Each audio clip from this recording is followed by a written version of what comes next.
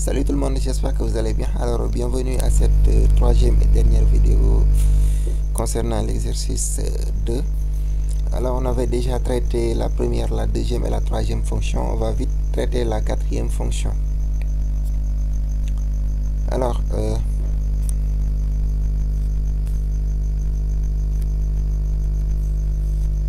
la fonction elle est là. Donc f va de r à valeur R privé de 2 à valeur dans R tel que x associe x plus 1 sur x moins 2. Alors, soit y appartenant à R, donc on prend un y ici, on va résoudre l'équation f de x égale y pour voir combien d'antécédents aura y, autrement dit, le nombre de solutions. Alors, être solution ne veut pas dire forcément être un antécédent, parce qu'il faut être une solution et en même temps être dans l'ensemble de départ. Donc, si on trouve un candidat antécédent, il va falloir vérifier qu'il est différent de 2 pour pouvoir confirmer que c'est bien un antécédent. Alors, on y va à la résolution. On a f de x égale y, on fait transposition, bon, pas transposition, on fait produit croisé, produit des extrêmes égale produit des moyens. On obtient x plus 1 égale y facteur de x moins 2. Alors, là, on développe le second membre, ce membre-là, on aura x, y moins 2y. Si on transpose maintenant les x, y du membre de gauche, l'idée ici c'est de regrouper les x, c'est-à-dire la variable x. On cherche le x, donc il faut faire en sorte qu'il soit de même côté. Alors, maintenant, on factorise par x, on aura x facteur de 1 moins y égale moins 2y moins 1. Donc, si on transpose, on obtiendra la solution y. Mais avant de transposer, il faut vous assurer que le 1 moins y là, le terme là que vous êtes censé amener au dénominateur, donc il faut vous assurer que le terme là que vous êtes censé amener au dénominateur soit non nul, parce que s'il est nul, vous ne pouvez pas parler de moins 2y moins 1 sur 1 moins y. Donc c'est ce qui nous pousse à étudier cas par cas. Le premier cas, c'est 1 moins y différent de 0. Dans ce cas, on peut aisément dire que donc x égale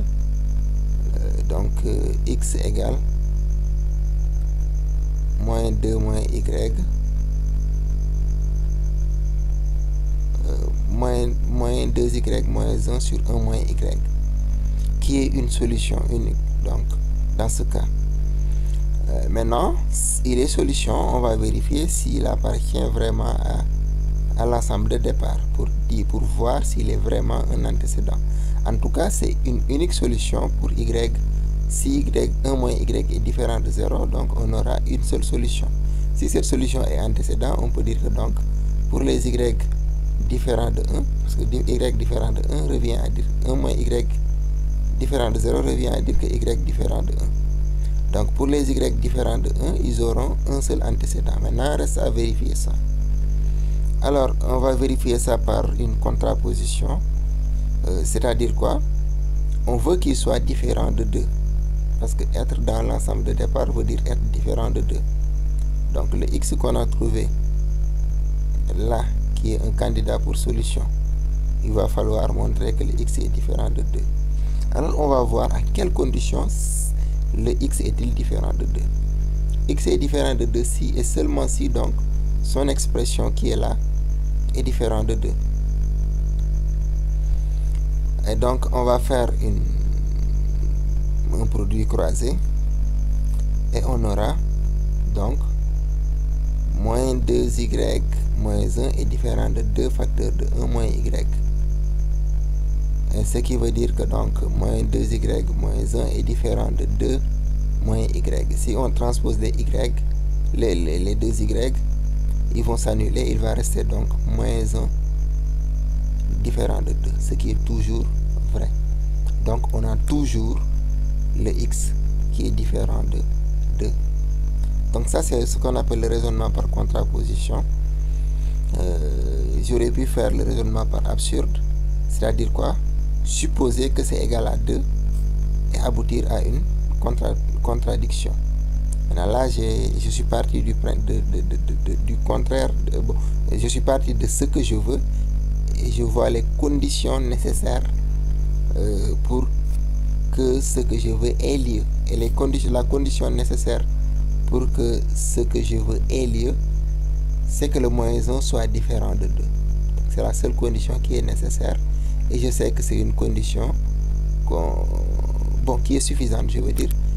Et c'est une condition qu'on obtient toujours. Donc c'est une équivalence qu'on vient de montrer. Donc ceci prouve que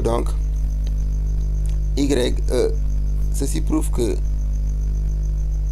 si y est différent de 1, autrement dit, parce que n'oubliez pas qu'on était dans le cadre des y différents de 1. Voilà, on était dans le cadre des y différents de 1. Donc si y est différent de 1, x est bien défini. Donc on aura une seule solution x qui appartient bien dans R privé de 2. Donc les y différents de 1 ont un antécédent. Maintenant il reste l'autre cas, c'est si 1 moins y est égal à 0, c'est-à-dire si y égale 1. Donc dans ce cas-là, je rappelle qu'il faut monter jusqu'à notre équation de départ avant le premier cas. Donc jusqu'à cette équation-là. Voilà, on reprend cette équation, on part du principe maintenant que 1 moins y égale 0. Vous verrez que déjà à gauche, on aura 0. Et 1 moins y égale 0 veut dire que y égale 1. Ici, on va remplacer à droite y par 1. Et on verra que, voilà, à droite, on a remplacé y par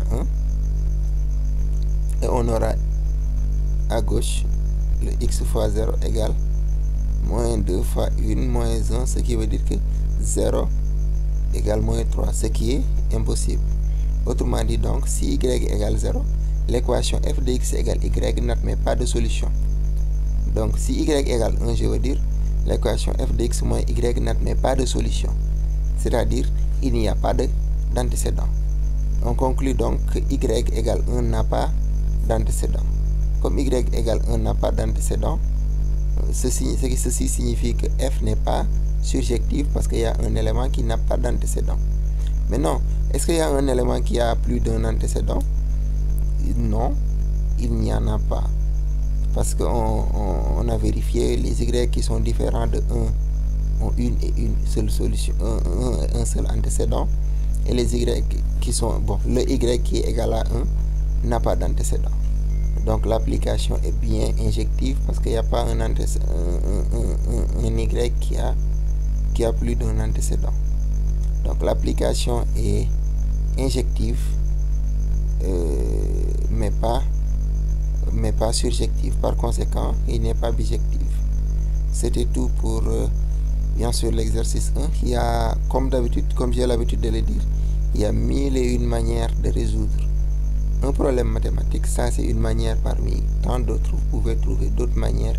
Vous pouvez exploiter ceci, mais l'idée générale, c'est que vous puissiez comprendre le sens même d'une fonction injective ou une application injective, surjective et bijective. Dès l'instant où vous avez ça en tête, peu importe la méthode que vous allez emprunter, du moment où du moment où c'est correct mathématiquement, donc vous avez bien sûr vous avez trouvé. Alors merci pour tout et je vous suggère de vraiment travailler avec les autres exercices avant qu'on fasse une vidéo dessus.